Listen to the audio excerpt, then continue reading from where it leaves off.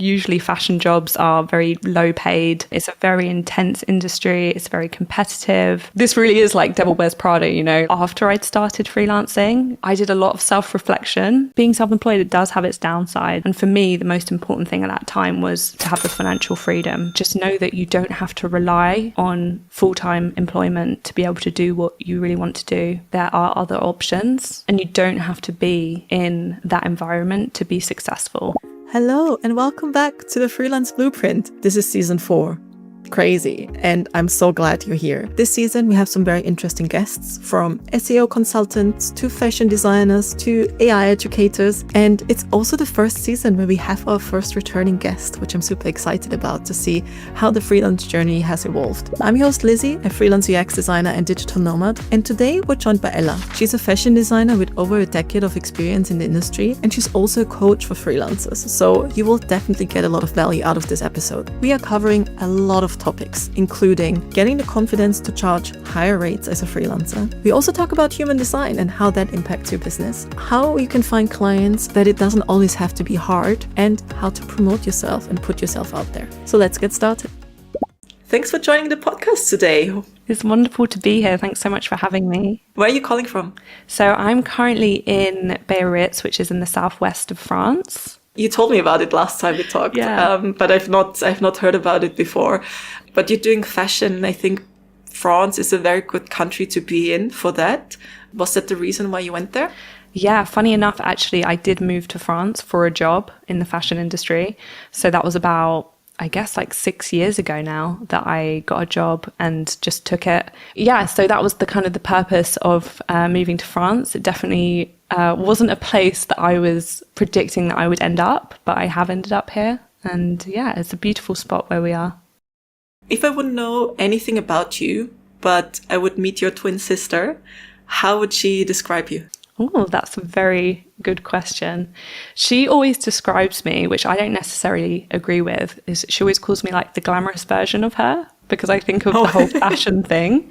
Like she's always like, oh, you're living this like fashion freelance lifestyle. So that would probably be her first description. We're very similar in a lot of ways, but we have ended up in very different places in our lives. She's got a kid and a house and a husband, and I'm much more transient and nomadic. So I think that would probably be her explanation as well. I think it's like what your sister says. It's very glamorous. Like, when I think of fashion, I think of like, I don't know, Naomi Campbell and Claudia Schiffer. Like that's the supermodel era that I grew up with. Definitely.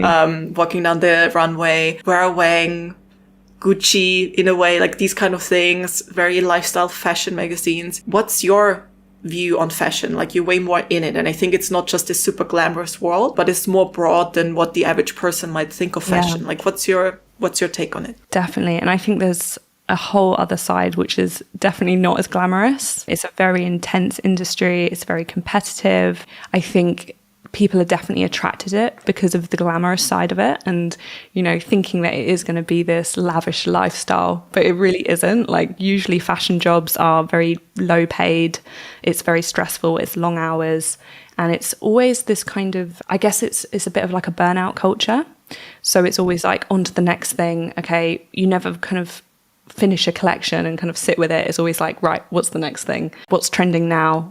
And it's just always like so fast paced. So that's something that I actually really struggled with in the fashion industry. And maybe I was a little bit that it was going to be this kind of glamorous lifestyle, which it really wasn't in the end. What made you go into fashion? So I've really grown up in a creative household. When I was younger, my parents were both artists. They still are artists. I think that was really kind of embedded into my lifestyle. And, you know, I was always drawing, always painting. So I kind of knew that I would end up in a creative industry. And when I was working out what I was going to do at university, I felt so overwhelmed with options. I kind of just ended up picking something because I was like, I want to get a job after university. And I did like fashion, and I loved sewing my own clothes, and yeah, I was really drawn to that. So it kind of just felt like the natural progression. But I don't know if I was like fully cut out for the fashion industry. Too nice, too sensitive, I think. So yeah, that was definitely something that was a big kind of wake up call when I went into the fashion industry. When did you realize it's not this glamorous world? Probably pretty early on, I think, like maybe when I started doing internships and started kind of getting a taste for the culture and the lifestyle, I was like, okay, this really is like Devil Wears Prada, you know, like you kind of think, oh, that's a bit more dramatized and it can't really be like that, but it actually can be like that and it can be really brutal. Okay. Obviously, I'm painting a very like maybe a darker picture of it. Obviously I learned so much in the industry, like there was so much growth there, and I think being under that pressure you do learn a lot and you do handle a lot of situations, and you have to build a thick skin, be able to handle a lot of complicated situations as well. But yeah, it was probably very early on that I got a kind of taste for what it really is going to be like. What would you recommend to someone who goes into this industry with this, it's going to be glamorous, I'm going to be so creative, and then learns that, oh, actually, it's very competitive, it's actually not as well paid, or not just necessarily fashion, but like someone who goes into a field with a certain expectation and then realizes maybe it's not quite what they expected. What would you tell them? I would say actually to know that there are other options and you don't have to be in that environment to be successful. And I think that took me a very, very long time to realize. Like I was kind of jumping from company to company, hoping that it was going to get better, and realizing that actually the culture is so deeply embedded. It's like, it's not really going to change. And maybe you get lucky and you find a nice company that is slower paced. And, you know, I think there are companies out there that can be like that. But for me, it was almost like I was searching for something that maybe wasn't there. So I would say, yeah, just know that you don't have to rely on full-time employment to be able to do what you really want to do, whether that's fashion or whatever else it is that you want to do. But you mentioned after university that your main goal was to get a job. How did you transition from wanting to get a job to starting your own freelance business?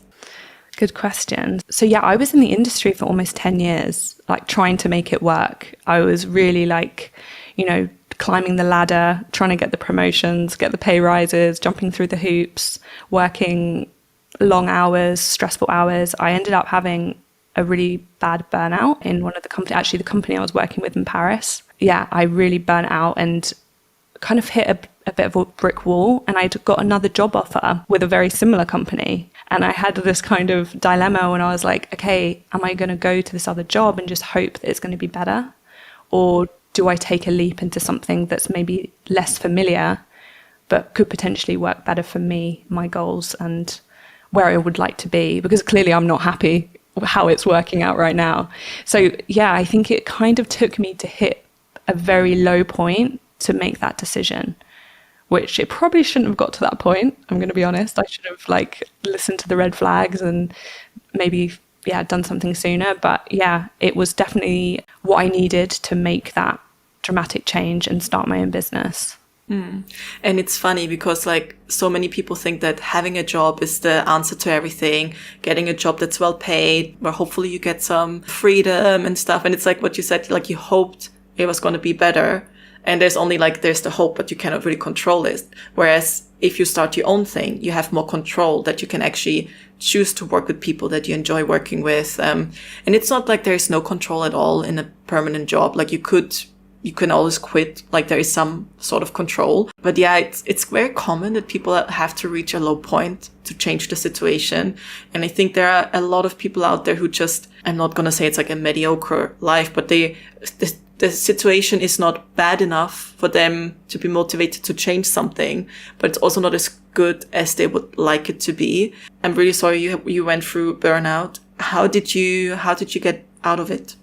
Yeah, it's so common. And I often work with freelancers who have taken that decision to go freelance because of a burnout. And it actually makes me really sad that it has to get to that point. But sometimes, it's definitely like, you need to have that kick, because I think so many people get comfortable in that situation. And it's not necessarily comfortable, it's more like the familiar, isn't it? It's like you think, well, would it be better? I don't know. So maybe I should just stay. And I definitely did that for a really long time. But yeah, for me to get out of the burnout, I did a lot of self-reflection. I had to really kind of dig deep and think about what are my values, what are my future goals. And is this job actually going to help me to reach the goals that I want to reach? And for me, the most important thing at that time was to be financially free, to be able to travel more, because I had this 3 weeks holiday a year max that I had to use, and it was like so much pressure to use it, and also like had such low income living in such an expensive city like Paris. It was just like hand to mouth every month, and I was like constantly just like waiting for that pay rise that never seemed to come. So that was really important to me, to have the financial freedom. And I think like I just remember writing a list of like pros and cons, and it was just like, the pros of going freelance and starting my own business outweighed the cons, and it was just so worth taking that risk and taking that leap. But yeah, to get out of the burnout, I mean, I just had to completely change my lifestyle. I got out of Paris as soon as possible. I think sometimes the environment, when you've had like a bad experience in a certain environment, I think a change is definitely really good. So that really helped me just to like move away, change my lifestyle completely. I actually got really into self-development as well at that point, which I hadn't really discovered. So I was doing a lot of reading and listening to podcasts, things like that. So that really helped me. And also just like connecting with people who also were doing what I wanted to do. So people who were like that step ahead of me, who were successful at what they were doing, and trying to block out the voices which were around me, which so many people were saying to me that it wouldn't work, that you can't go freelance, or you can go freelance, but you're going to be broke, or you can go freelance, but it's going to be stressful, Yeah. So, and in a way, for many people, it is like not every freelancer is automatically successful. Not every freelancer never faces burnout. Like it depends on what you take on, the expectation you have towards yourself, the projects you keep saying yes to. But there were two things that I find quite interesting. The one was the self-development that you mentioned, and the other one to expose yourself to people who are doing what you want to do. And on the self-development, I saw this post or something somewhere, scrolling Instagram, and it was something along the lines of, is opening your own business just like something like a quick course on learning about yourself and self-development, like being pushed through that. And that resonated because I think since opening my own business, since freelancing, it is a journey. You learn so much about yourself, about people, about the world. How was that for you? Like, did you do more self-development before starting freelancing, or was it the freelancing that helped you develop, like get to know yourself better and see what you want to do? Definitely. I love that kind of concept of, it's opening your own business or starting freelancing is definitely like, the best way to quickly know yourself and understand your weaknesses and your strengths. And it was definitely very confronting. I think for me, it was more like after I'd started freelancing that the self-development was really kicking in, because I was having to confront fears. I was having to overcome limiting beliefs quickly in order to be successful. And it was like, okay, it's not just like, oh, let's read about it and like take action later. It's like, no, I need to take action like right now in order for this to be successful and for this to work. Yeah, the second part was exposing yourself to other people who are doing what you want to do. Like, did you already know them and you saw that it was possible, or was it something that you actively seeked out? Yeah, it was definitely something I had to actively seek out, because I didn't really know anybody around me who were doing what I was doing, or even similar to what I was doing and doing it successfully. I remember I had like a few kind of like couple of people I went to university with and like distant contacts, but I was like made an active effort to kind of reach out to them, get their knowledge, understand how they got to where they were. So that was really, really important. And also making new connections as well. Like I was just finding people on Instagram, like reaching out to them, asking if they would hop on a call with me or give me some guidance. And that was so valuable. And just even other business owners. I don't think it necessarily needed to be freelancers, just other people who were running their own business and getting those words of wisdom. Was there a common thread that you saw in all of them, or some advice that all of them gave you? Yeah, the biggest common thread was just literally taking action every day and doing something which is going to bring your business that step forward. And also making sure that the actions you're taking are actually the money-making activities, right? They're not the things that are like, oh, this is fun to do that. Like, oh, I'm going to work on my logo now. Or like, oh, I'm just going to update my portfolio again. Like, it's like, okay, actually, you know, hopping on that call, sending that pitch. Yeah. Doing that email that you haven't wanted to do, you know, and just doing those things that are difficult, you know, the ones that really push you out your comfort zone. Yeah, it's not like working on your logo and your portfolio isn't important. It's more, of course, like a good portfolio and a good branding will definitely help with your message and attracting the right people. But it's usually the things where like, do I want to tell old John from company I worked at 5 years ago and I haven't reached out to that I'm freelancing because he has a big network and he might wonder who I am, but should I send this email? You know, like this kind of faffing about. It's that where you like feel icky maybe, or you're not sure. What were the tasks that you felt like those were maybe the most scariest or ickiest, but you did them anyway and they, that helped you the most? Well, I remember when I first started out, I promised myself that I would at least send 30 pictures a day. That was like the only thing I had to do in a day. And I'm actually so glad I did that, because I think that was probably the main thing that made me successful so quickly. Is like literally just having no emotional attachment to it, messaging everyone you know, and then when you run out of people that you know, start just reaching out to those brands that you want to work with and having no shame about it. And also making sure that you're sending a message which is going to stand out as well. So that was a lot of experimenting with different types of scripts and structures, and seeing what worked. And some things didn't work, some things worked. It's like, but you're only going to know when you do it, right? It's that's one thing that I think people maybe focus too much on, the theory and not the action. And I think obviously these things are important as well, but it's so important to take action, even if it's imperfect, and even if it's scary, and even if it's cringy. And my first clients, like, they weren't glamorous at all. Like when I started out, I remember it was like a friend of a friend who wanted to start a brand, and she had like no money to do it. But I was like, do you know what? I'm just going to do it. Like, you know, this is good exposure. She's not my dream client. And then, you know, it's some other random person that isn't really what you want to be doing. But it's like, and then it starts growing from there. And, you know, it took me only about 3 months to get to where I wanted to be and start getting those clients. Wow, that's quite I wanted fast to start working with. Yeah, but that was because I was doing 30 pictures a day. Relentlessly. For someone who's a little bit, because like pitches is more or less cold outreach, like maybe not as cold because you know who you're targeting. You're not going to random people, like you're not going to a web developer asking them if they need fashion stuff. Like you are already filtering who you reach out to, like the brands that you mentioned.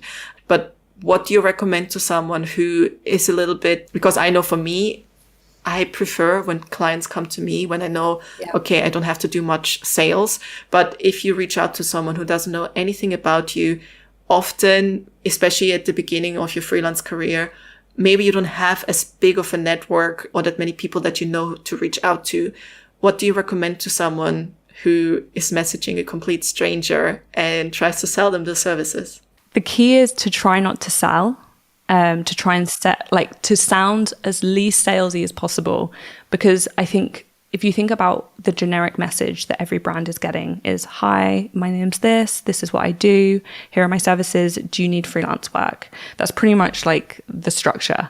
So you need to kind of go against that and make sure you're going to be doing something that stands out from the crowd. So instead of just asking them, why don't you give them something? That's what I always think. Like, give them something that you've created, or something that you've seen that's inspiring, or maybe it's an event that's coming up, or something that you think will help them in some way. It could be something that you've personally created. It could be like, I don't know, like a trend prediction for fashion designers, or it might be like a doc that you've put together with some useful tips.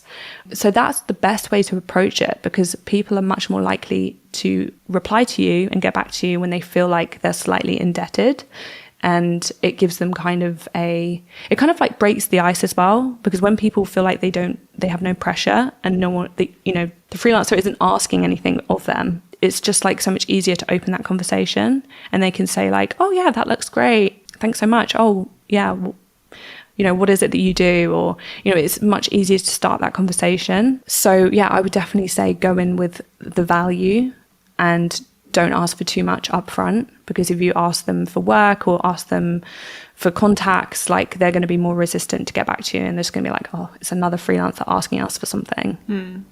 I mean, there are so many sales techniques, and the one that you mentioned, and I understand that all these sales strategies and stuff work, but I feel like, but that's me personally. Like, other freelancers have no problem with sales at all. They know it's like something they have to do to survive. You give someone something for free, and then they feel like they owe you. There's a psychological term for it, I think.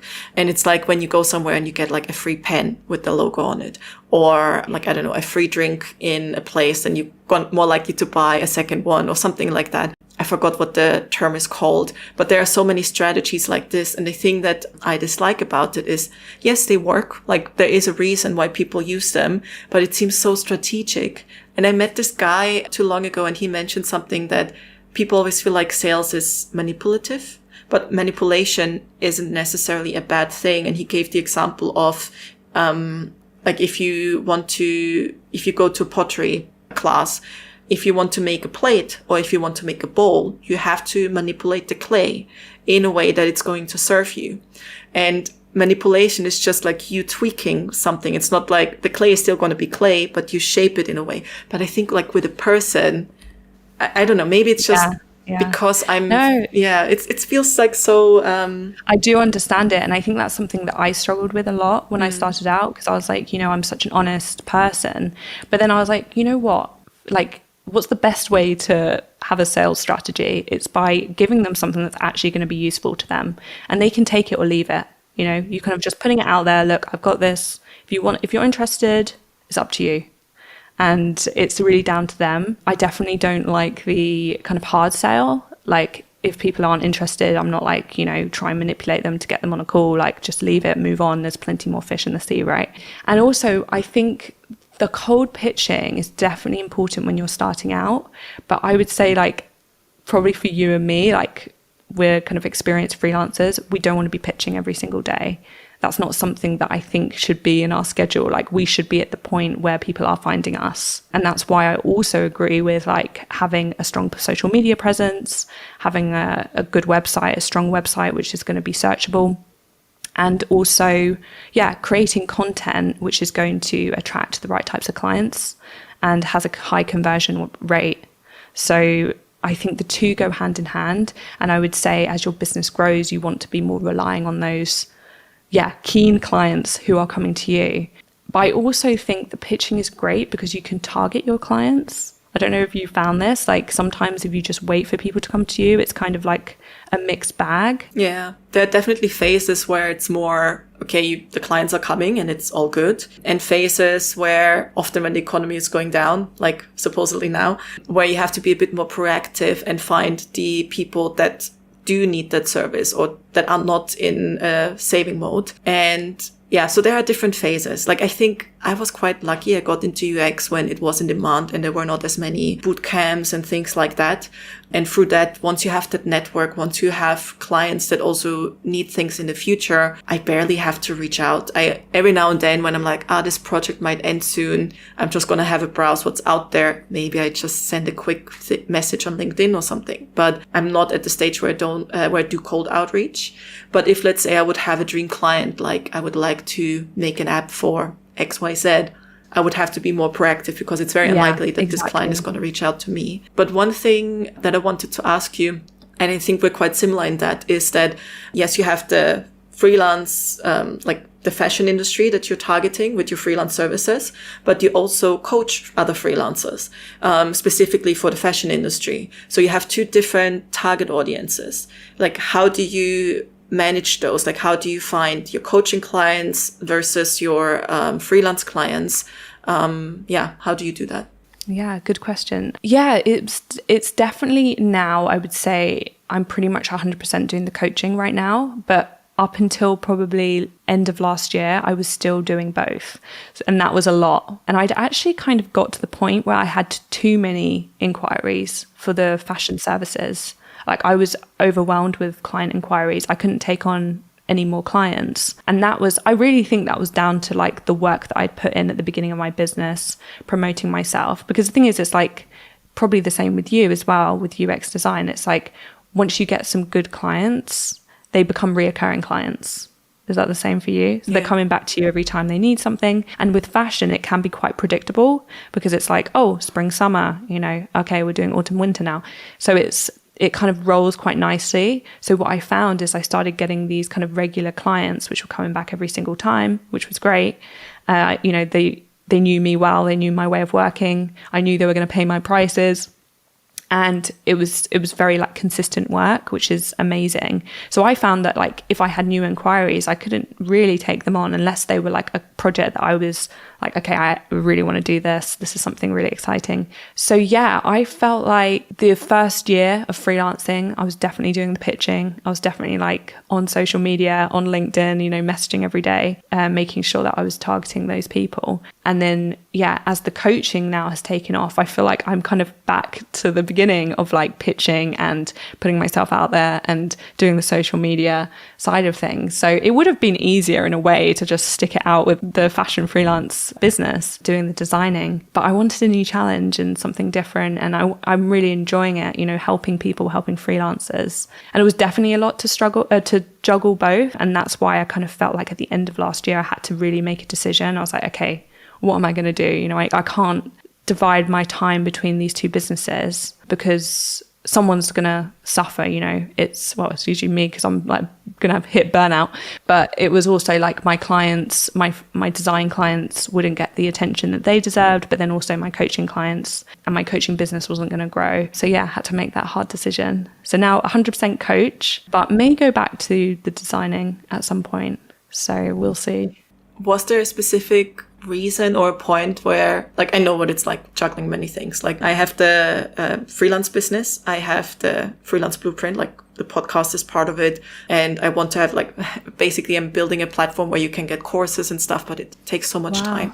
I have a co-living, I have a private life, I want to travel.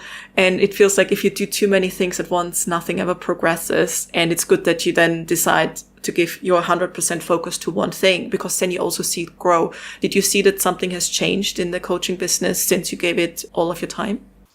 Yeah, definitely. I always felt like the coaching business was almost like a bit of a side hustle because at the end of the day, like client work always took priority. We had deadlines and, I needed to deliver at certain dates. Whereas like the coaching business is a little bit different because I'd say like most of it, there is the client management, but it's much more like a 2-hour call once a week with my client. And then, I might have 1 or 2 calls a day. Whereas like the design work was much more demanding. You need to put a lot of time and energy, how it is doing updates, doing amendments, having fittings, doing all that stuff. So yeah, that definitely became much less in terms of like demands with the clients. But yeah, it was definitely a lot more going into the marketing side of it and the growth element of like, how is this going to work? How is this going to be, sustainable and successful? So that was definitely like a really big transition. So yeah. And it's also very beneficial that you have these returning clients because you're also creating a bunch of like professional freelancers in the fashion industry where you can be like, I'm not doing this anymore, but I know all of these people that I can recommend and they will probably get like contacts for you and stuff. How do you feel about, because like I'm still I did the opposite. Like I now focus more on doing UX design for the clients because I had a phase where I just did the co-living and I was like, okay, I need to get some money back in because the co-living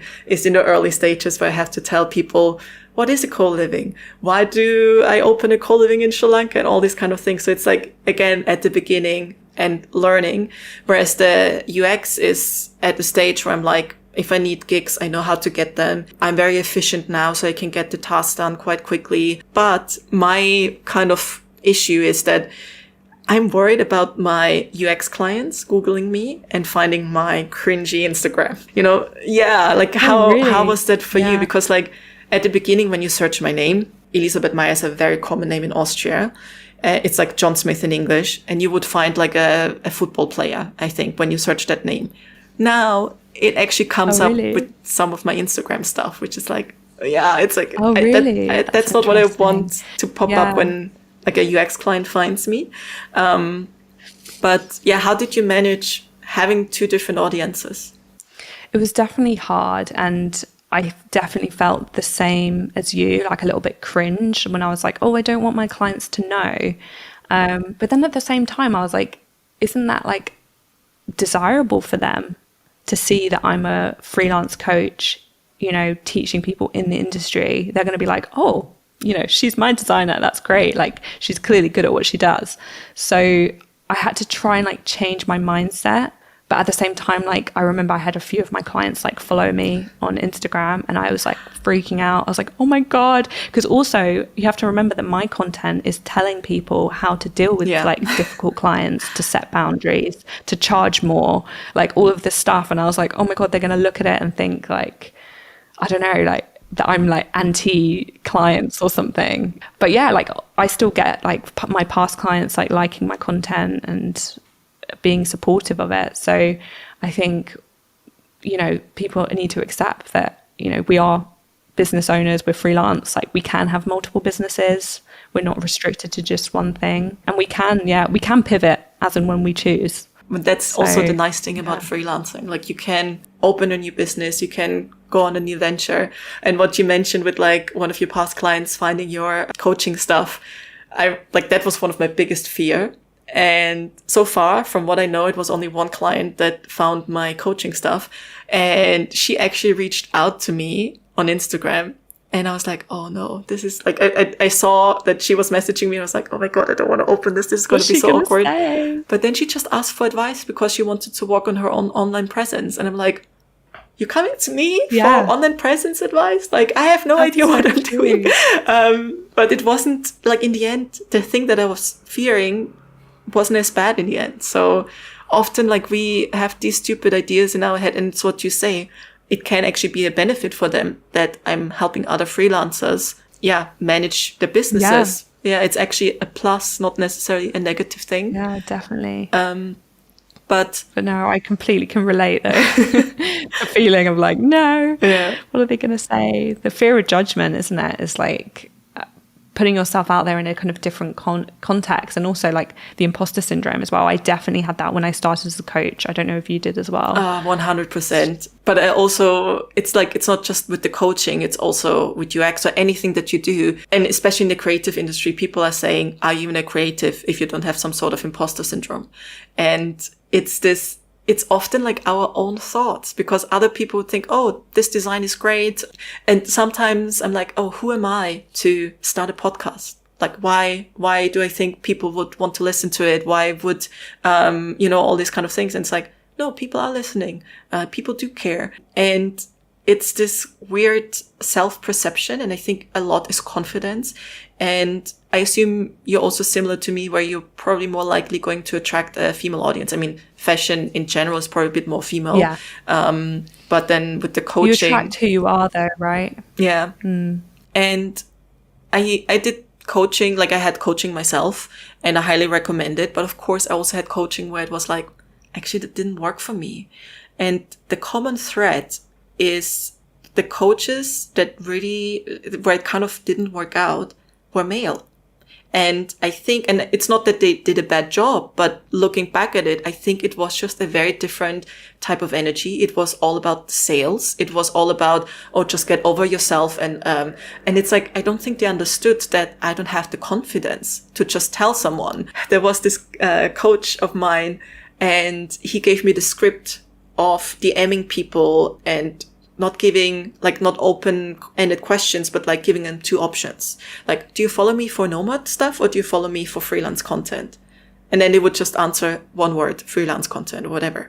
And then it was like, this doesn't sound... That's how guys text. Yeah, exactly. And it was like, it doesn't sound like me. It doesn't feel like me. It feels weird. But I was also like, I know what coaching is like. Like, you should just follow their structure, because obviously what you're doing... And see if it works. Yeah, but it just felt so wrong. And I also said that in the coaching, it's weird to DM someone with the purpose. Like, they're already following me. So, like, it's fine. Like, eventually they will maybe buy a course or ask for one-on-one if they feel like it.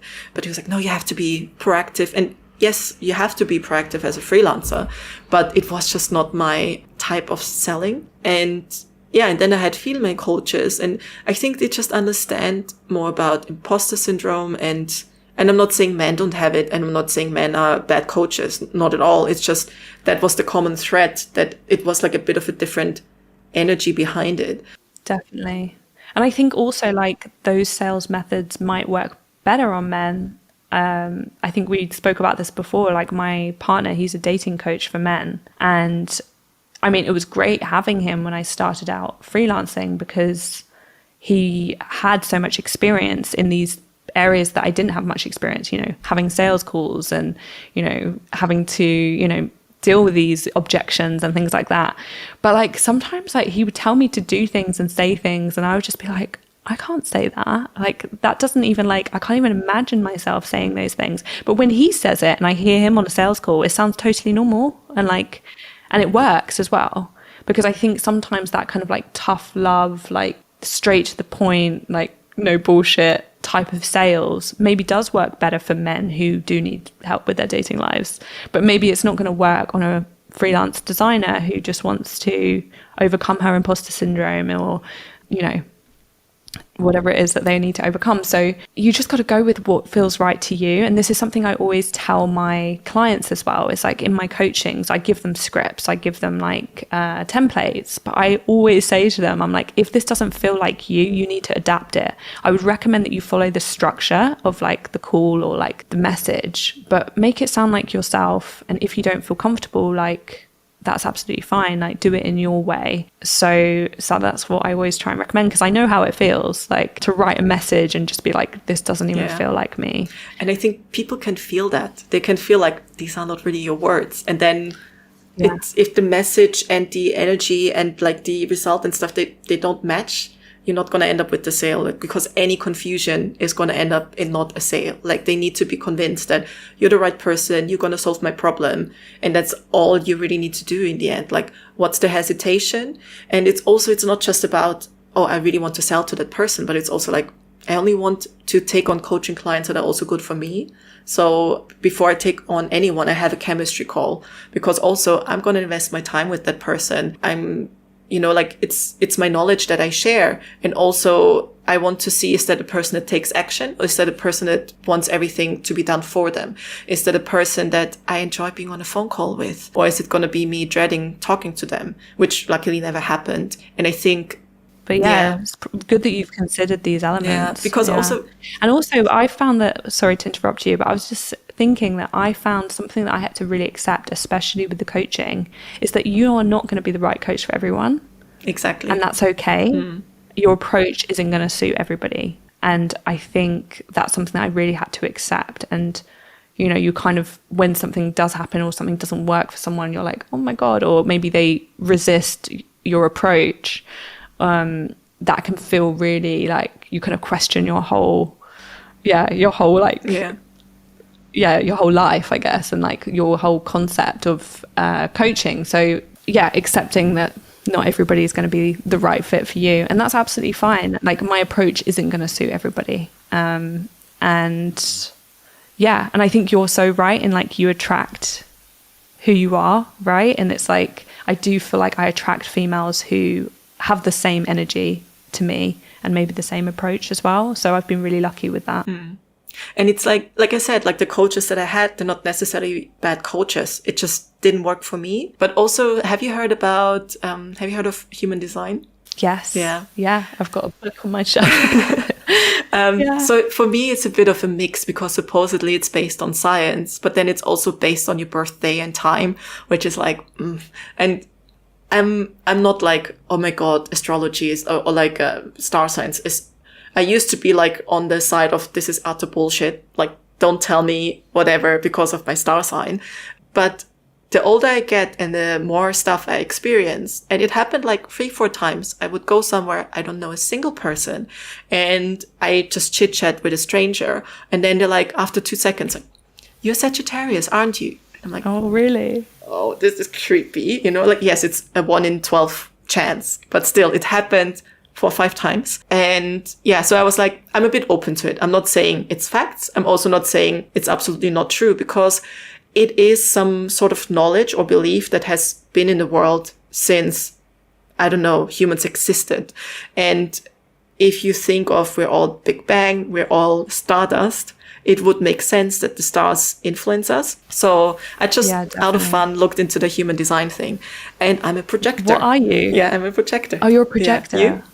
Okay. I'm a reflector. Which is the rarest one. Interesting. Yeah.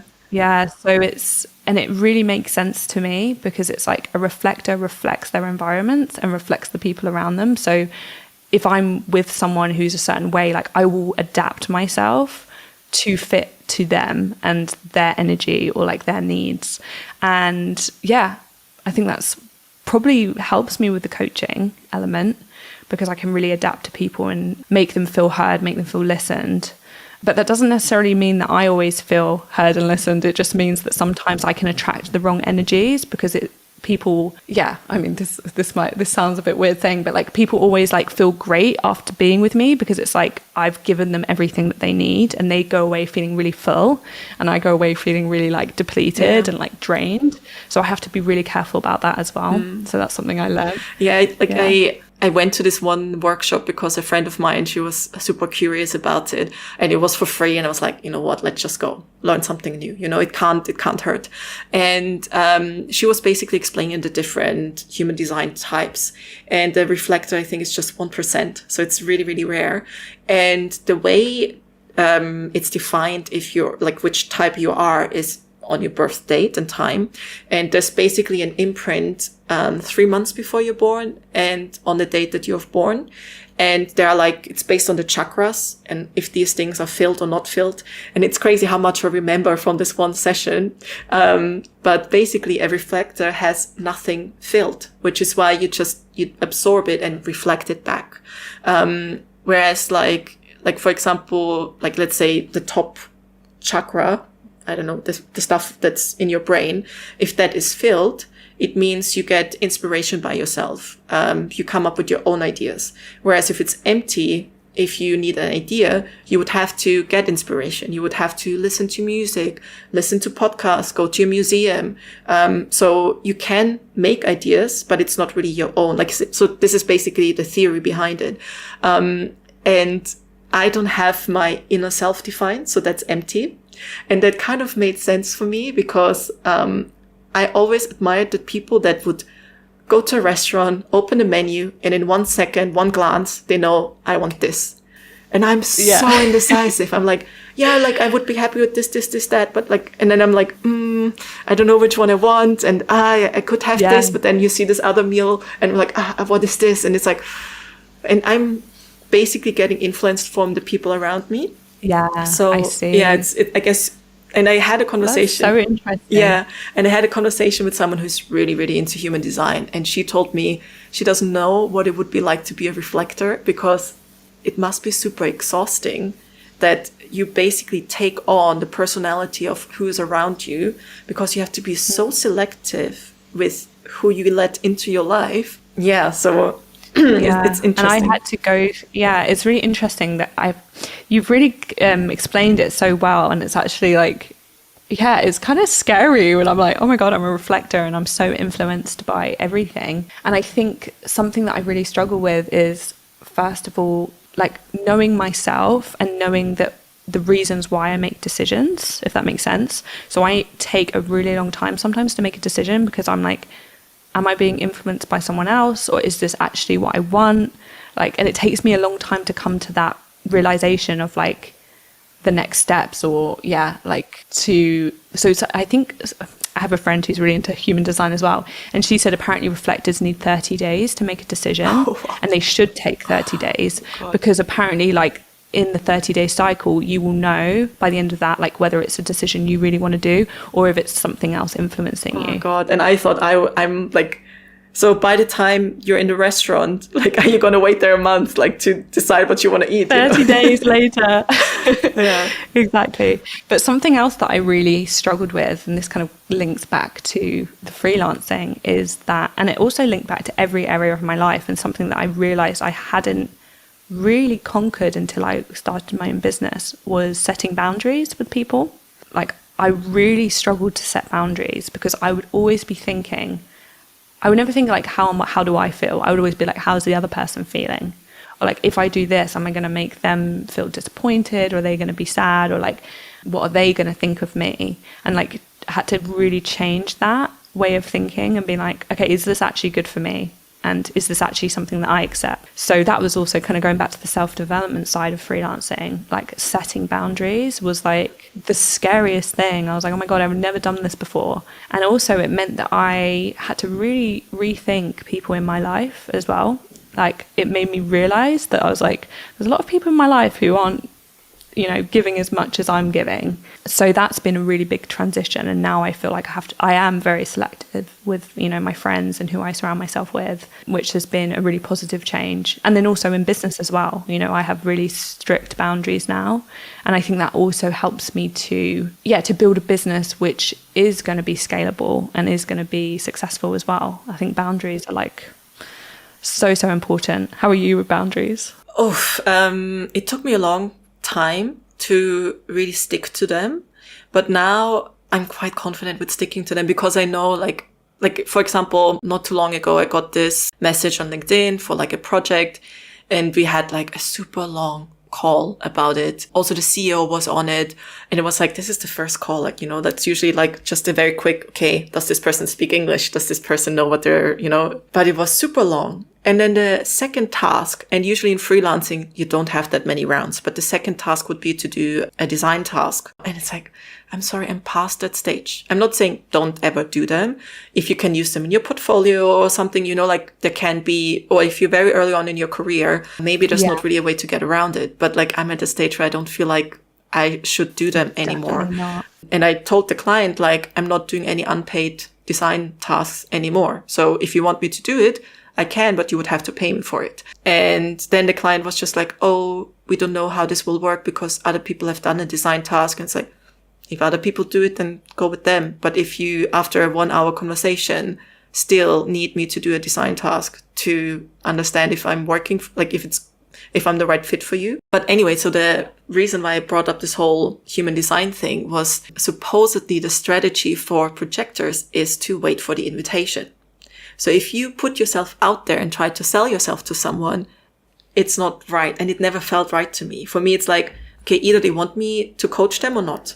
And if they want to, like, okay, let's see, are you okay with me working in this time zone? Which means I'm not gonna hop on a call with you at 7 p.m. European time because I'm currently in Asia, for example. Would this work for you? And so it's more like, how are we gonna work together? Not if. Not if. Yeah. And it's a bit weird because it feels like such a passive approach to wait for someone to invite you to work with them. But then aren't those the best types of clients? Yes, exactly. You don't have to sell it's anymore. So much easier, right? Yeah. And I feel like what I say to my freelance clients is that if you don't feel comfortable with the pitching, you just need to make sure that you're active elsewhere. You know, if that's something that really struggles, obviously I'll be like, you know, you really should be doing some pitching, but especially as they're starting out. But I'm like, if you really don't want to do that, just make sure you're active on social media, make sure you're active on LinkedIn, and make sure that you're easy to find, like have a website, you know, have really easy to navigate, like how to work with you, how to book a call with you, like make sure those systems are really in place so that people, first of all, know that you're available, know that you're taking on clients, and that they can reach out to you and they can contact you. So I think if you're doing that and it's working, then that's fine. No need to cold pitch. And I always say this to my clients because they really do resist with the pitching. I'm like, this isn't forever. This is like just now because we want to get you some income. Like we just want to get you some clients. You won't be doing this forever. And the thing is, I find like there are so many ways to find clients. And I like to compare it with an actual shop. Let's say you're a coffee shop in some city, you know. Maybe some people walk past and they see the shop exists and they will get their coffee there, done. But maybe some people don't know about you. Maybe they will find you on Google Maps. And at the very, very beginning, when you just opened, you will not have a Google Maps account because like maybe you won't rank high because you have no reviews, things like that. That's the phase where you have to cold pitch. And cold pitching is like standing somewhere near your shop with flyers. And if anyone ever had this job of like handing out flyers, you know how how disgusting it feels. Like people will ignore you. People see you from the distance and go to the other side of the road. People will, 1 in 10 will take one. Yes, exactly. Some people might take it. Some people have done this job and they're like, I'm just going to take that flyer. And then it will work for some of them. But it's like the least rewarding type of sales. Yeah, and least enjoyable. And I think that's the thing. It's not rewarding. No. And I have it so much. Like, I had it on a coaching call the other day. Like, one of the women I was working with, she's desperate to get clients. So I was like, right, you need to pitch this week. All you're going to do is pitch. And then she says, I pitched all week and I got no results. I was like, well, okay, let's review it then. Let's see. How many people did you pitch? I pitched 5 people. Okay. So that's what you did this week. Great.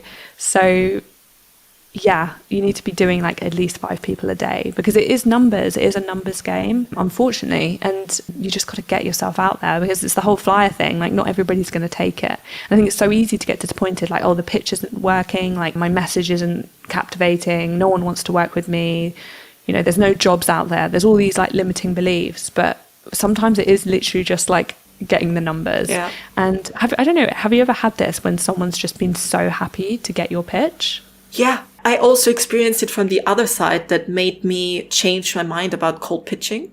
Because, I mean, I didn't really have like from the top of my mind where I messaged a UX client or a coaching client, but I had it with Marcella. She was actually on one of the previous episodes, and she just messaged me on Instagram.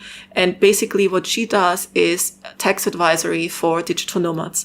And I've been thinking for a while, like, I used to live in the UK. I'm from Austria. I'm tax resident in the UK. I have my limited company there, but I'm not there. I'm traveling. I don't have any benefits of paying my taxes. I'm not using the NHS, but they take quite a big batch of my income for, you know, and I'm not saying don't pay taxes. It's a privilege and it's a good sign that you pay taxes. And it's like, they should tax people that make money so that other people have opportunities that are not as privileged or not have the same background, you know. It's not like, oh, we should avoid tax. But if I pay tax, I want it to go somewhere where it's benefiting people, not just, you know, not like that the UK doesn't need taxes, but like also I want it to go back to me. And I know the money that I pay into tax in the UK is very likely going back to me. Yeah. So she reached out and was like, this is exactly what I need. I didn't even know someone existed who would do that exactly for my audience, you know? And I was like, so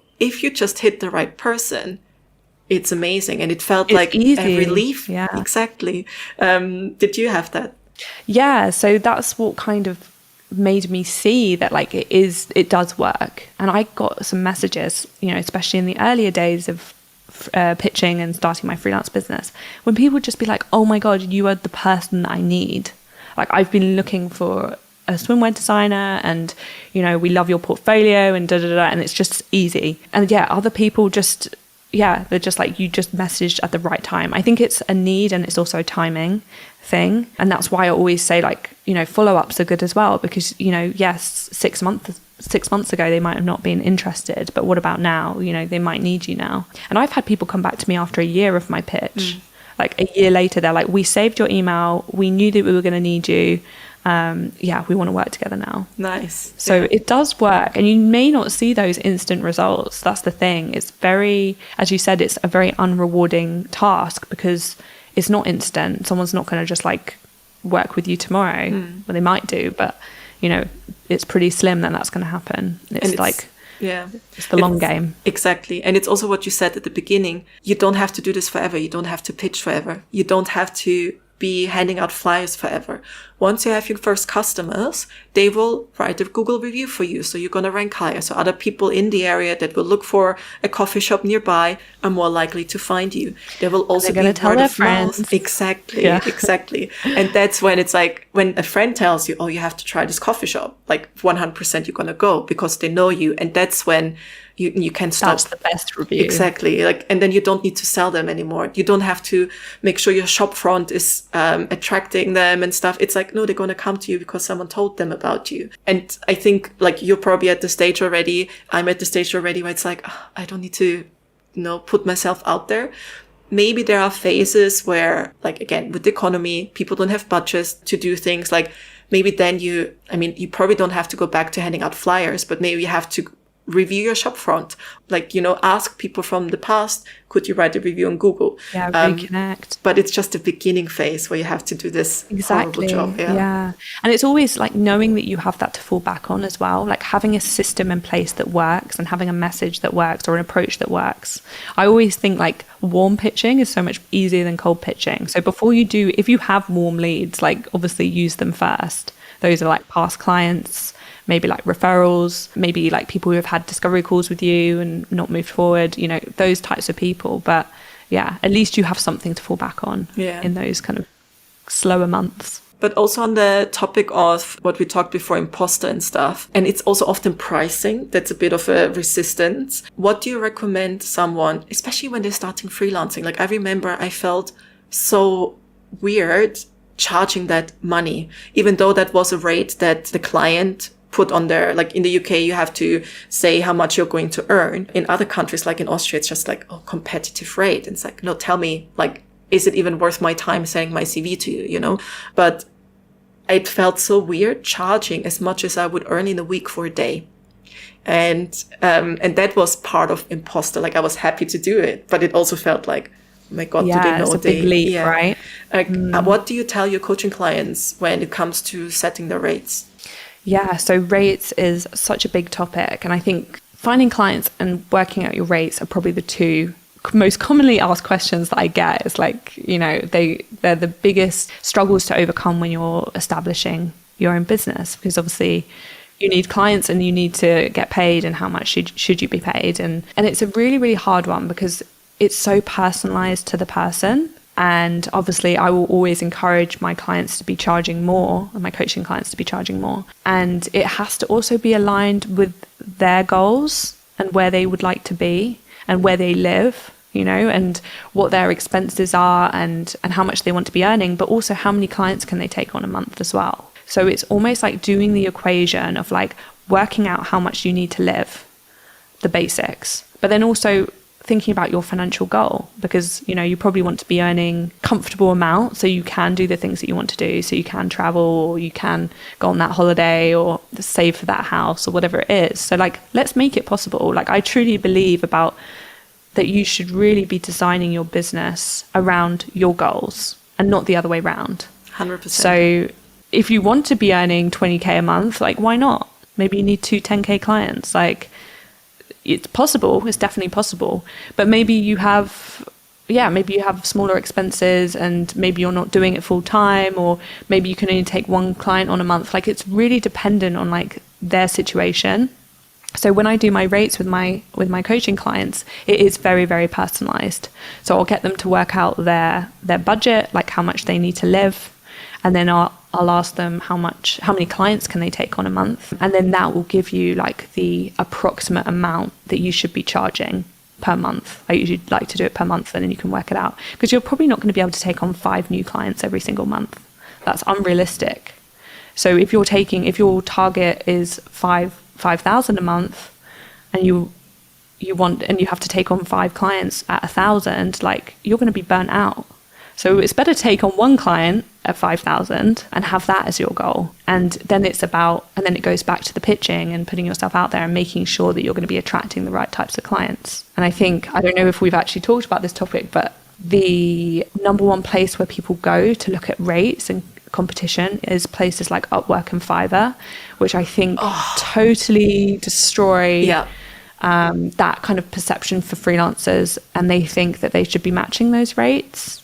And they're like, but I saw on Fiverr that people are doing designs for like $50. So I have to be charging that. I don't know if you've had that as well. Absolutely that kind of thought process. Yeah, it's definitely better to do it backwards. Like, how much do you actually want to earn? And it's not going to mean that you will 100% earn this, especially at the beginning. And the longer you are in the industry, the more you understand what you're going to charge them. Like, there are different ways you can charge. You can charge on a day rate. I guess that's a bit less common in fashion, but in UX, like, most of my projects are on a day rate. You can charge on a project rate or on a retainer rate.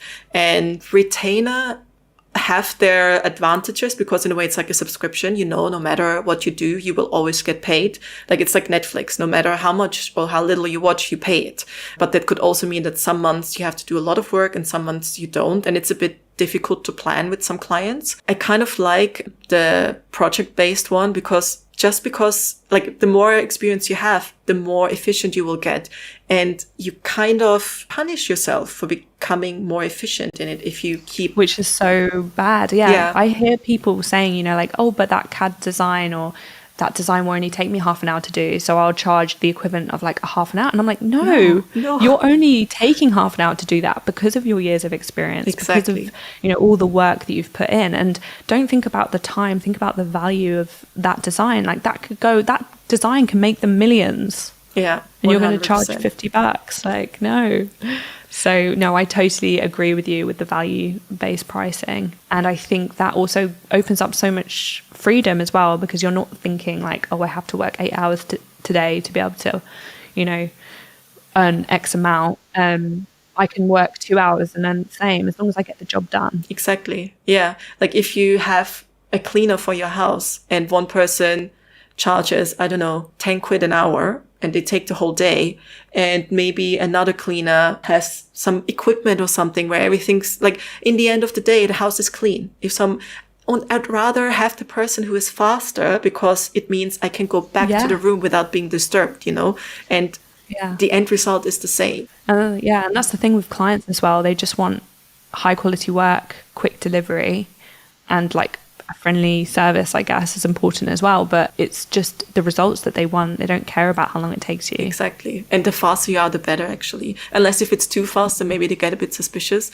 That's true. But how do you feel with charging your coaching clients versus your fashion clients? Because I don't mind at all saying my rate when I talk to a company and I offer my freelance services, because it's a company. Like the person I'm talking to are unlikely to pay it from their own pocket. It's the company's money paying for it. And I think the reason why I'm a little bit icky selling my coaching services is because I know that's a person paying from their private money. Like that's their saved money. It's not a company. And you want to make sure that they get the value. Yeah. And I know I will provide value, but at the same time, I know I'm asking them upfront to send the money before I've given the value. Yeah. How do you feel about it? I think that was definitely something that I struggled with when I started out, because, I did a lot of research of the, the competition, what the rates are. And I think my rates compared to a lot of coaches are very, very reasonable. And also I wanted to make sure that my rates were going to be freelance friendly, I guess, because, freelancers, and especially freelancers who need help, aren't going to be earning a lot of money usually. They usually need help with these things. So I try my best to make it affordable for them. And I feel like now, as I've kind of grown in confidence, I can see, like, I really believe in the value. And I think that helps because I've had so much success with my clients. And I know that the growth that they can see in the time that we've worked together is going to be like a big transformation. And I feel like, because the thing is, it was like before, it was like I knew it worked for me, but I didn't know if it worked for other people. And you always have these limiting beliefs, like, was I just lucky? Like, did I just like land on my feet? Or maybe it was just like worked for me, but it won't work for someone else. But when I started getting more and more coaching clients and seeing that the strategies and the methods were working for them, and they were seeing big results and a big difference, that has now kind of reassured me that I know that my coaching is value for the money. And yeah, it's like a fair exchange. It feels like a fair exchange. And also now, like, I've kind of tried to open it up. So if you don't have, a higher price point that you can invest in yourself, there are like lower price options. So now, like, I've built a community which has courses and resources and group coaching calls, which is much more affordable. So I feel like now I kind of have a range. So when someone comes to me asking for help, I can kind of gauge their budget and tailor to what they want. And also that's going to not, break the bank. Yeah. So there are 3 questions that I ask all of my guests. And one of them is, would you ever go back to a permanent job? No, never. I couldn't. I don't think I could now. Like, I someone suggested it to me the other day. Like I remember, I think it was my mum actually. I was like a bit stressed about something and she said, well, you can always go and get, you can always go and get a 9 to 5. And I was like, no way. Like I would never, ever. Yeah. It's not even an option to me. Do you feel the same? No, like it would have to be the perfect job that, no, even if it's the perfect job, someone else decides for you. Like you would have to go and ask, can I take these days off? You would have to go and ask, is it okay if X, Y, Z? No, like it wouldn't be an option. No, same. It's funny, you just can't go back. No, it's like once you've seen that there's this other world out there, you're like, why did I think it was a smart idea to get a job? Yeah. I mean, learn on the job, yes. But then once you have the skill set, do your own thing. No, exactly. And I also feel like there's not enough education for like people at university about other options. Like I really wish that like we had a guest speaker coming in and talking about freelance opportunities in the fashion industry, because I really think that would have changed the trajectory of like where I would have gone, because I would have thought like, oh, I can do it and travel and I can be free. But I just never thought that was the option. Like I just didn't. Yeah, like they don't teach you how to become your own, like to be entrepreneurial. They just teach you, this is how you write a CV. Like this is how you become an employee. This is how you're going to support someone else with their dreams instead of what you actually we had like a whole module on like interviewing for jobs, like at my university. That was just like, oh, prepare your portfolio, go for a job interview, get your CV ready, like off you go. Yeah. Which is probably not that bad to know, because in a way that's what pitching is. If you it definitely helps. Find freelance clients. Yeah. If you could go back in time to that girl that had these courses with how to do interviews, who probably just had this epiphany of, oh, the fashion world is not as glamorous, it is Devil Wears Prada, what do you think you today would tell your younger self back then? God, that's a good question. Yeah, I would just say that like you don't have to put up with it. Like there are other options. And I think I was really blind to all the other opportunities that were out there. And I just put up with so much shit. Like I just felt like I just kept fighting through it and thinking it was going to get better. And the thing is, especially when you work for these big companies, like you're just a cog in their big machine. And, when you run your own business, you can really control, your future, your goals, how much you're going to earn, how much time you're going to spend, take off. These things are so important. I think, some people full-time work, it works for them and they need that, they need that consistency and they need that like controlled environment. And I think some people are really happy in those types of positions. But for me, definitely wasn't a good fit. So I think I would just tell myself like, just take the leap and it will work out. Nice. And if you think of your future self 5 years from now, maybe she's taken on some more design projects. Maybe she's just doing coaching. Maybe there's a different venture. Maybe you create your own fashion brand, if you don't have that already.